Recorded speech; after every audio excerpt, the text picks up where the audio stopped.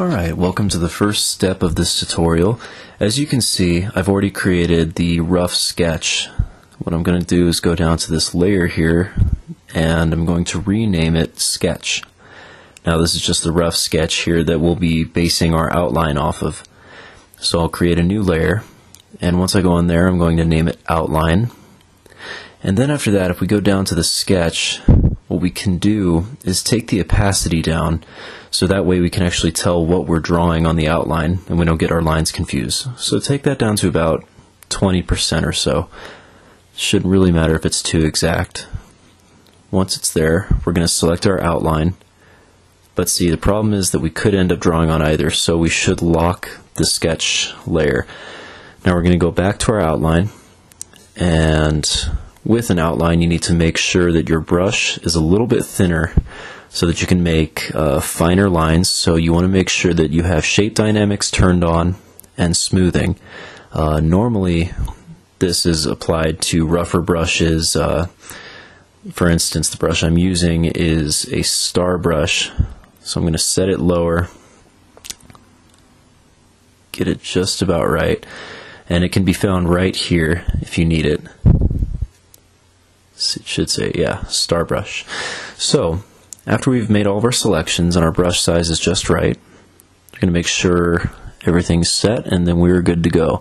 So we'll just start with, fine lines, and take your time, because these outlines are going to be used throughout the entire process. So you want to make sure that every single line really counts and that you get a good stroke into it.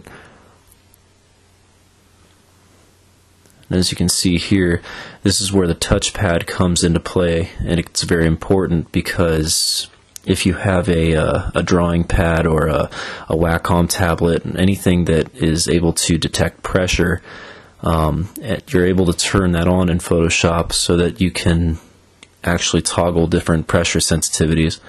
And this can give you a really thick line or a very thin line, just as if you were actually painting or drawing in real life. And it's very useful. It gives the picture a lot more motion. And even along the way, you can see that I might be making changes to the overall structure of the face compared to my sketch, but that's just because, well, simply put, I want to.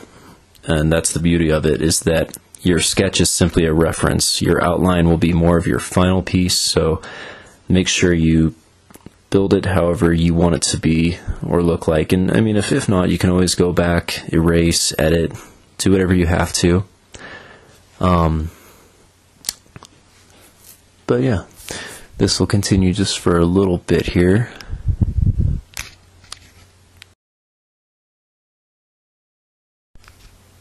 And now, as you can see, we're wrapping up with most of the details here. Lots of strokes, thin strokes, fat strokes, veins, teeth, wicked, wrinkled eyebrow skin, and just about everything else. It's a very spelled out, very simple step to go after. It's just, draw out your shape. And the next step is going to be shading.